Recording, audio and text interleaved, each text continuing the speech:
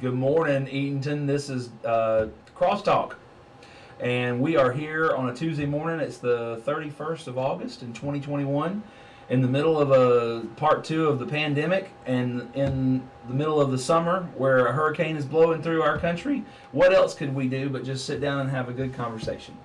But in all seriousness, thank you for being with us. Thank you for watching this, and we just hope that our conversation is something that sparks a thought in your mind, or perhaps sparks a conversation with you and your neighbors. So Joe DeLoach is with me, and I'm David Wofford. Joe DeLoach is with me, and Brian Beveridge is also leading and guiding and engineering all that we do in his production. So we're just glad to be here with you, and we're going to talk about a topic that, well, we'll see how it goes. We're going to talk about the theme of manly Christianity.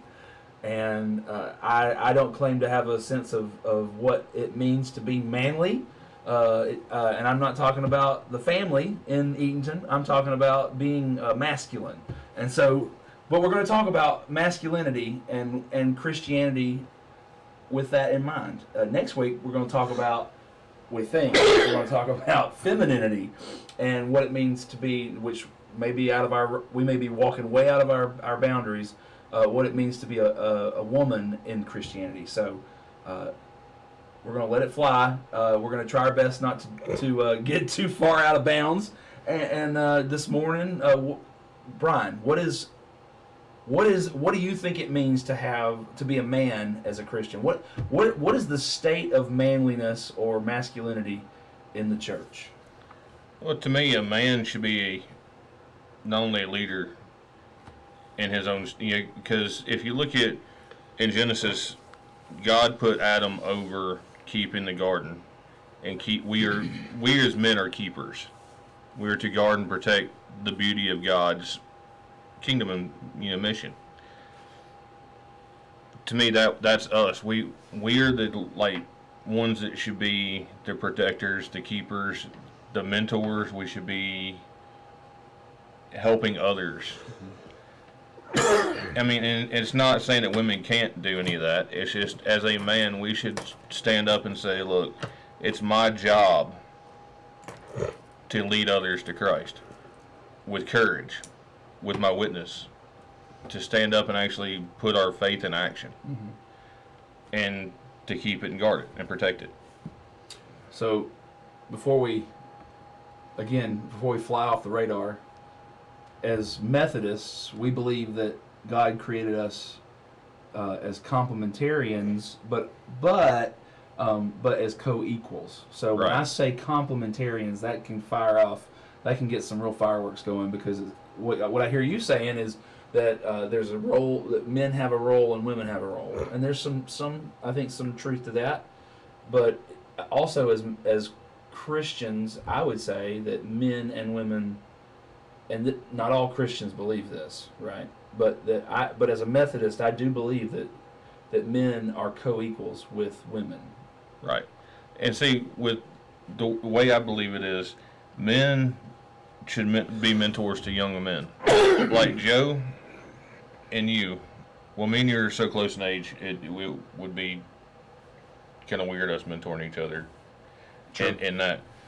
But like Joe, with being a seasoned Christian. Oh, I love that word. There we go, seasoned. Seasoned. That's nice. It was... Oh!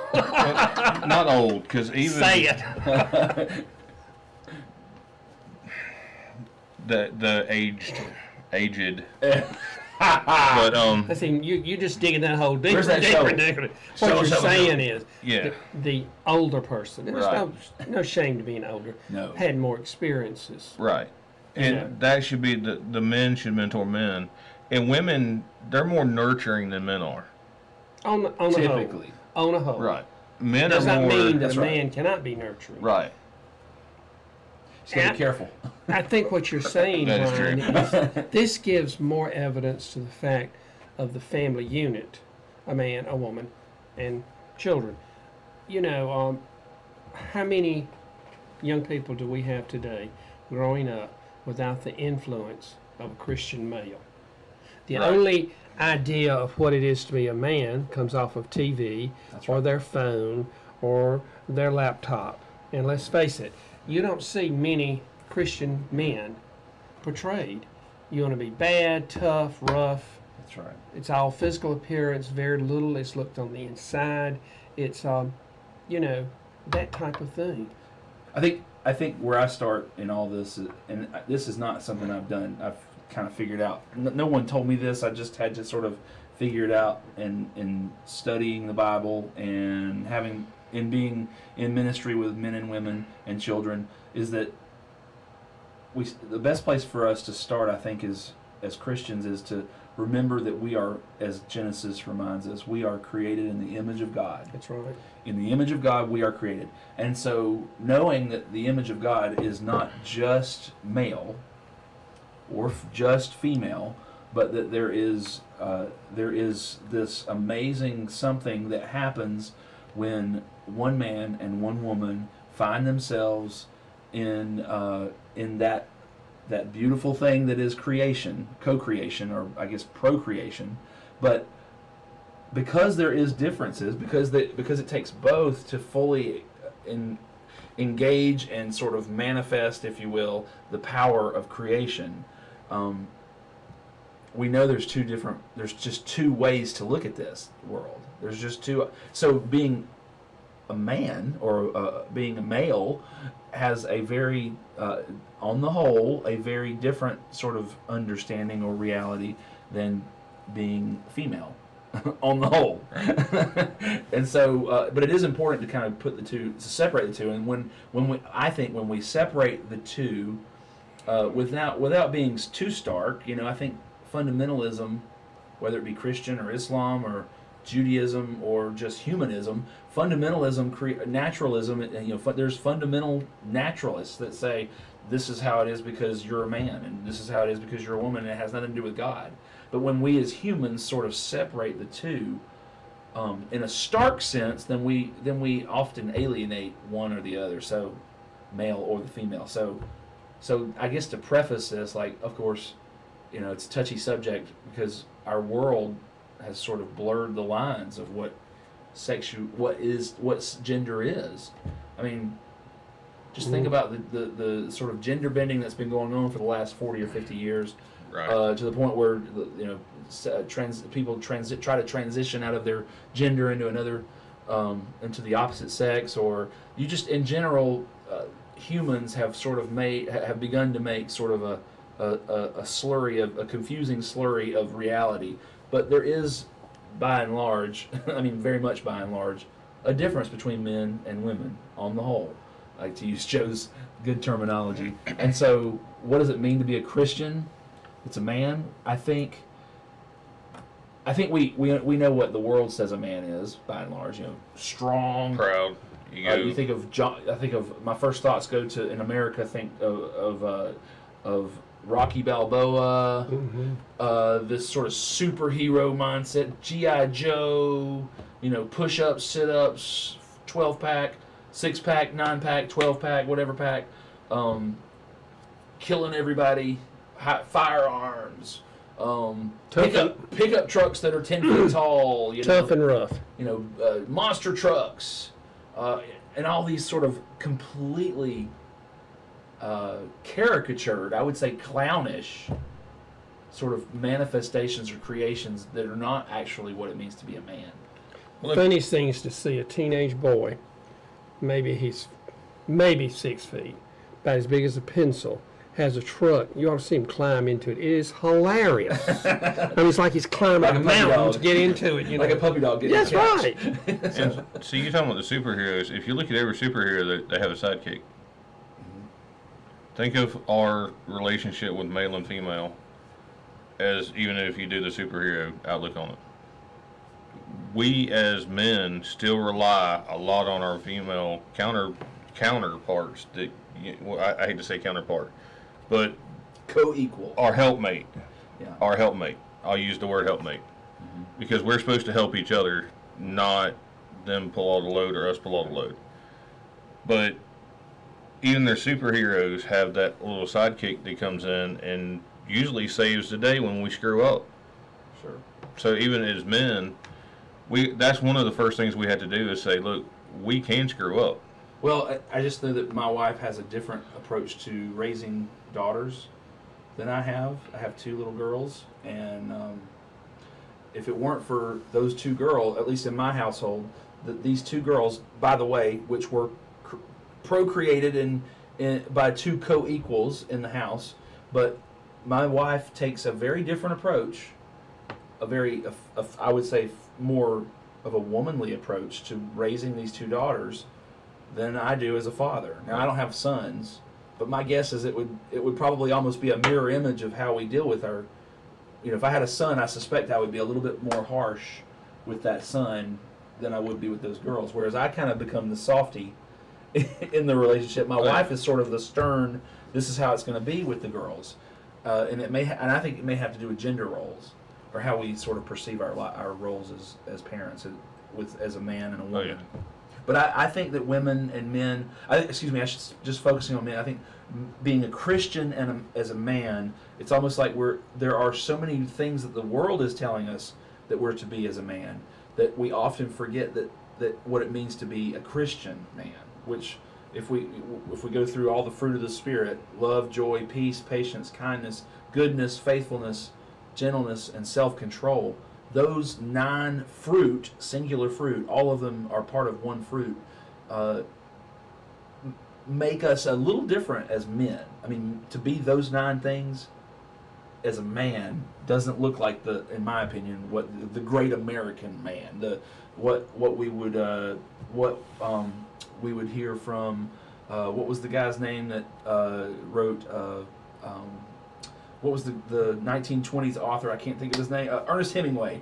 Sort of the idea of what Ernest Hemingway is sort of, I think, pathetic man that Ernest Hemingway sort of wrote about. But that's the ideal man in our 21st century world. This man that, I don't know if you all read a lot of Ernest Hemingway, but Hemingway had this womanizing sort of eat what's in front of you and take it if it's your, take it and eat it, this mindset of like greatness equals consuming everything, and that's not what the Christian man is. Well, I mean, if you look at the way most men are raised, it's you are the protector, you're provider, you work hard, I was taught you work with your hands, you provide for your family, you take care of your family, protect your family. That was the big mindset. It wasn't, and the being raised in the South, it's one of those things that, and I noticed with some of the family in the North, it's a little different. The men are taught you are the leader of the household no matter what from a younger age. You're right. Our region, right? Sort of our culture, right. And a lot of that's starting to change. You're seeing a lot of younger guys that are becoming more feminine. Well, I got news for you. A lot of the men that think they're leader of the house, they're really not. They're really not. What happened in our country, in our society, when women became emancipated to work? It shifted everything. Early after World War II. Yeah. When we moved in the suburbs and everybody wanted a house, a cat and a dog, and 2 cars, and let's face it, divorce rates went up. How many households today could exist on one normal salary? The economy. Well, we've inflated our reality. Yeah. I think we could, but I don't think people live simply the way they used to live. It used to be 1 car in the house, or no car. Right. 2 or 3 bedrooms. Now we're talking about McMansions. Everybody, the middle class of America has just sort of created this sort of just right inflated reality. Yeah. Well, see, now it's also taught, power equals everything. Power and money equals everything. So nowadays, guys are going to work harder to get money and power than they are to work getting God in their life and getting into church and bringing the family to church. We don't have like Sunday supper sitting around at the house anymore. Yeah. We don't have a meal where you sit down at the kitchen table after you get home from work, and you see a man praying over the meal. Yeah. That was one of the strongholds I saw with my grandparents. The man, my grandfather would always pray over the food, and that was one of the and growing up, I didn't have a whole lot of church time. There wasn't a whole lot of going to church. I went with my grandparents when I could, and just seeing them. And my grandfather, he didn't go to church a whole lot, but he had that faith in God. And it was a strong faith, even though he didn't go to a physical church. Right. But he still talked about God. And that's one thing we see falling away at the wayside in the country nowadays is women are more apt to talk about God than a man is because of the pride. As a man, you're supposed to be strong, not show emotions, be very strong and tough. And that's why a lot of men die of heart attacks in their 50s. I mean, it's been proven that's what's happening. Think about the male influence in your life. You know, who was the most influential male in my life was my daddy. He was kind of like your grandfather. He wasn't there every time the church door opened. Usually he went to church because Mama nagged him and made him go. He was a very simple man, lived in the country, but he taught me so much that was so Christian. He told me, he says, you don't have anything in this world, not money, not power, you don't have anything but your word of honor. Right. So that means if you sign your name to something, you're saying you're going to do it. My father believed that if he signed his name on a piece of toilet paper, it was good as a check. Handshake. And he was a man of his word. And I think about Daddy's simple, simplistic way of life was so good that we're missing in today's world. Yeah, I think for some reason I'm kind of understanding the role of men. Started hunter-gatherer, right? Yeah. So men had to find meat, and for thousands of years, maybe hundreds of thousands of years. I don't know how far back. One. I'm not a paleontologist or a someone who knows that kind of thing. But at some point around 6,000 years ago, people moved from hunter-gatherer to agrarian, but farmers. So hunter-gatherers and farmers, agrarian people who rode up some corn and whatever else they could grow.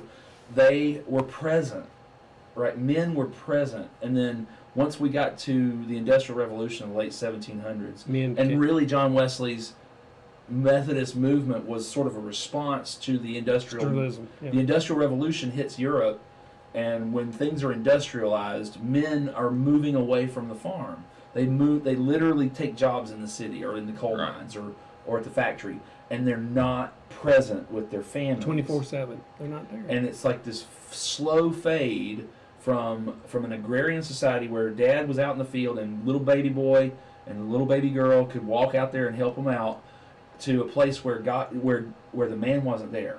And I think what the world did and then of course once the man wasn't there, then there was alcoholism, much more addiction, prostitution became much more rampant, crime became much more rampant. Men began to sort of collect and move themselves towards collectivism, gangs, unions, however you want to say it. But then bottom line, we get to 1940s, and now women are in the workplace. So the children had men, and then they didn't have men somewhere around the late 1700s, and then they didn't have women. And so men have been told what our identity is. But in Christ, I think if we go back to a more agrarian or even hunter-gatherer mindset, like the nature of men is to be present. Well, the world doesn't say that, but God, I think, does kind of imply that pretty clearly. Well, I'm going to look at a sister denomination. I'm going to say sister denomination because I don't know what you'd actually consider it. But the Amish. Well, that's a Christian. I mean, yeah, they're sister. They're not domination, but yeah, they're a people group. Yeah. Their men are present. Their men are. That's right. To me, they rejected that sort of industrialism. Right. And see, to me, that's the kind of lifestyle we need to go. Not don't go to where we don't have electricity and cars and stuff. Well, podcast. How are we going to do this if we don't? Right. But I mean, you see what I'm saying? Go back to that simple lifestyle where you had the family at home. You have a dynamic where you actually have a male role model. Yeah. Yeah, I mean, and a lot of women are like, well, I don't need a man. Or men are like, I don't need a woman. That's not a right mindset. Because if you think about it, if you don't have a man, you don't have a companion. Right. Unless you're saying... Well, there's celibate people. Right. Right. There are people who choose to be independent and celibate. But we still want friendship of some form. That's right. And there are some people, hard as it would be, can be successful raising, and I keep thinking, God put us on this earth to take care of the earth and each other. And in my opinion, he created the family. Where do you learn your values? Where do you learn your ethics? Yes. Where do you learn everything? It's in the family unit. That is the weakest thing we have in America today. And the world, Lost the family. world and men of the world are not necessarily taught or choose to reject that identity, that we're made That's in right. the image of God, and therefore we are here to be representatives and advocates, ambassadors of God. There are many people, I don't know how many, but there are many people in our society who believe that this is it, that when we die it's lights out. And so that existential sort of, this is all I have, eat, sleep, for tomorrow I die, that mindset has just kind of crept and then overcome in many ways what a man is supposed to be. It's sort of, it has redefined or tried to what a man is, but we know as Christians we are sons of God, and therefore, again, it goes back to for me it goes back to fruit of the Spirit. Our response to women, our response to other men, is to be love, joy, peace, patience, kindness, goodness, faithfulness, gentleness, and self-control, none of which we're told are what a man is to be. Right. Do you realize how much effort, how hard it is to be a gentleman? We use the word gentleman. Well, he's a gentleman. Well, to be a gentleman in our world today implies weakness. You walk all over him. But if you're a real gentleman, it takes a lot of strength. It Yeah. takes a lot of character Right. to do that. To use the mind and not the That's not right. the brawn. See, people don't understand how much strength it actually takes, and courage it takes to be humble and have humility. Look at Christ. Yeah. I think about a lot. Hanging on the cross. Do you think I'd be up there saying, "Oh, forgive him"? No. Well, but for me, the manliest thing that Jesus ever did was when he stood there in front of all those men who were ready to hang him, and he didn't say a word. That's right. What a man! I mean, I don't know. To Well, me, as a Christian, that's the most manly thing. And he didn't point the finger at anybody I don't know else. how he did it. Well, I here- still don't know how he did it. Here's a different one, and it's on a different level. When he washed his disciples' feet, he said, "You're not sent here to. We're sent here to serve." Him being the teacher, rabbi, Messiah. You think about how humble he was to bend down and wash the feet, which, I mean, they were already clean because they came into the house, but it's still the dirtiest part of the body. Yeah. I mean, they wore sandals. Yeah. So think about humbling himself down, taking his robe off, grabbing a towel and a wash basin and washing your feet. Well, there's nothing. The other thing that comes to mind is that Jesus walked to the well, and there was a woman sitting there, multiple husbands, and did not reject her or send her on her way, which he had every right to do. By the world standards, he should have. He sat there and sat on a chair of teaching to rabbis and watched Mary come in, and not only did he allow her to stay, which everyone thought that was blasphemous, that a woman would sit there and listen to the teachings of a rabbi, but he invited her and scorned on some level, I think, Martha for telling her to get back in the kitchen. So he just obliterates these ideas of what a man is, but then it's always in the name of love or humility. Right. And see, that's where that was my big goal for having this thing today for Manly Christian, is to get back to, we need to have a humble heart.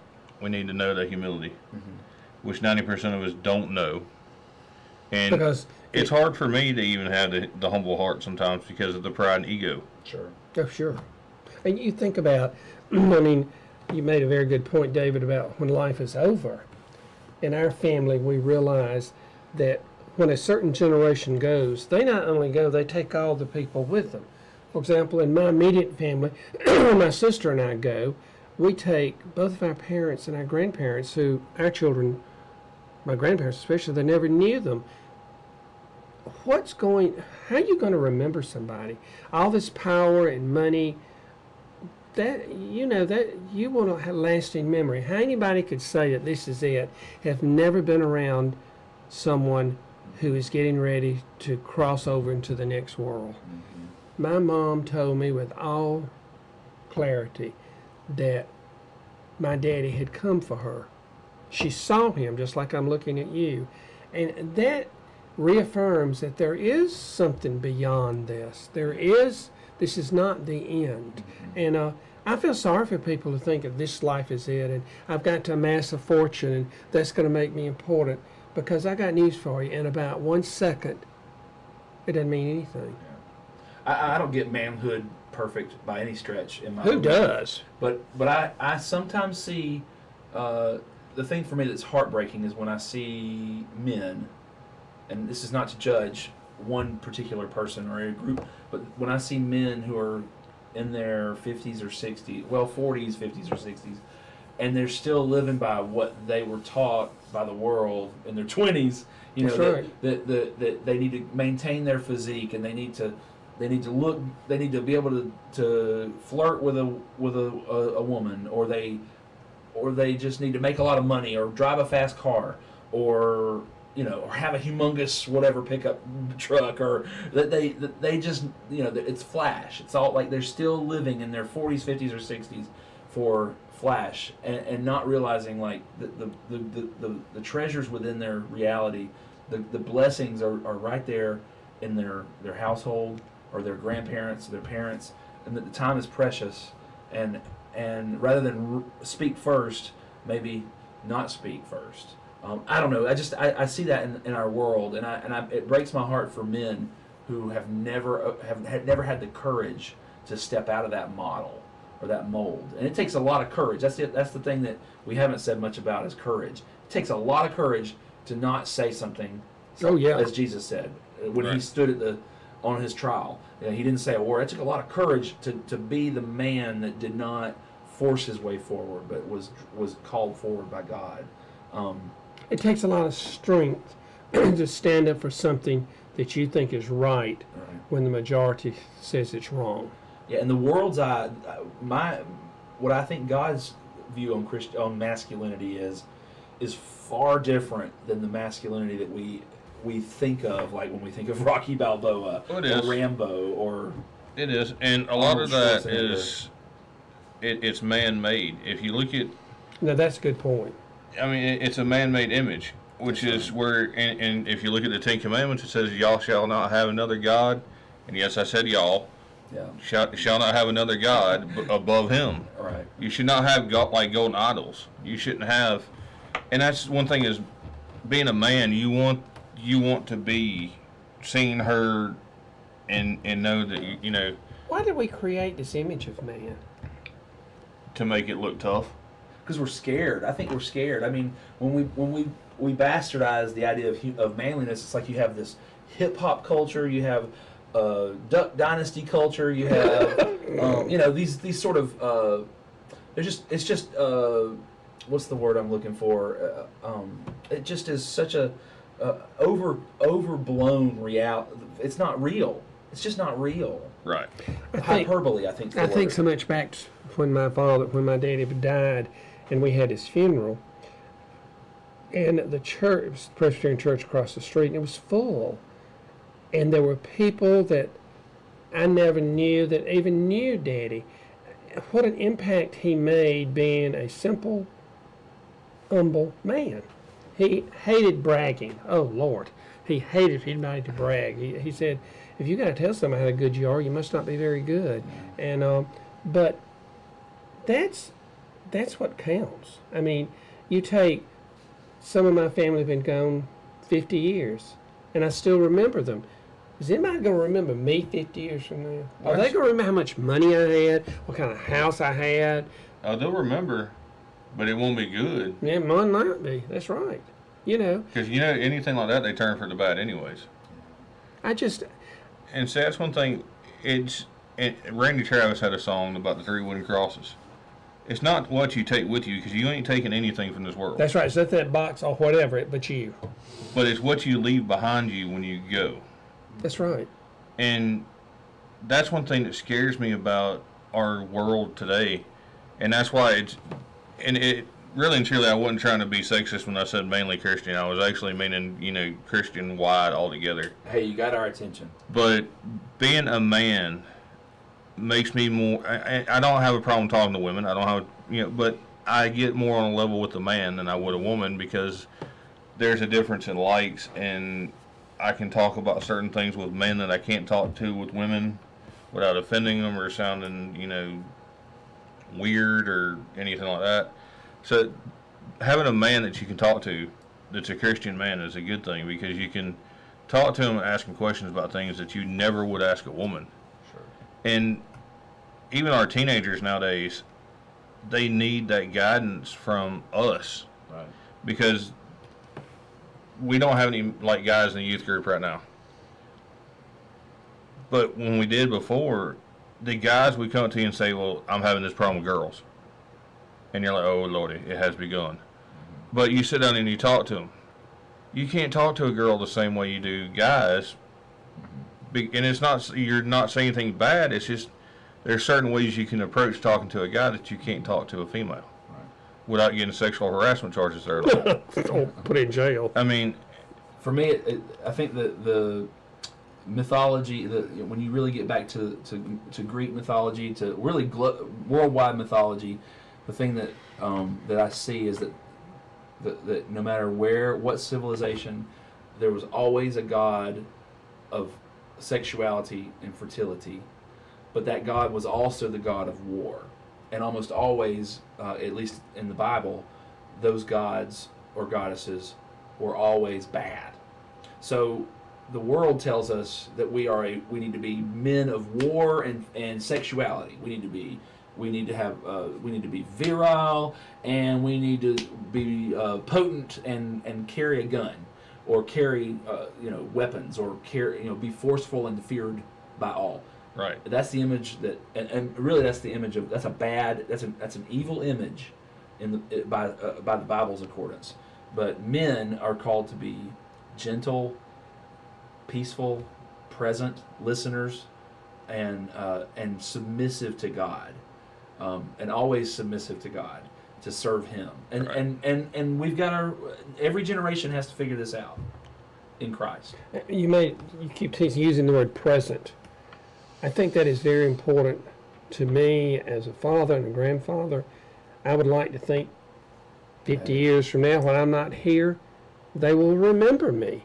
That's why at our house we started, I can't tell you when we started, Sunday lunch is the most important thing we do all week. We're all, as many of us can, sometimes it's just 6, sometimes it's 14, sometimes it's 20. Mm-hmm. But sitting down to a table together. Now we started when we had children. We eat at a table. Now we eat at the counter. We eat together.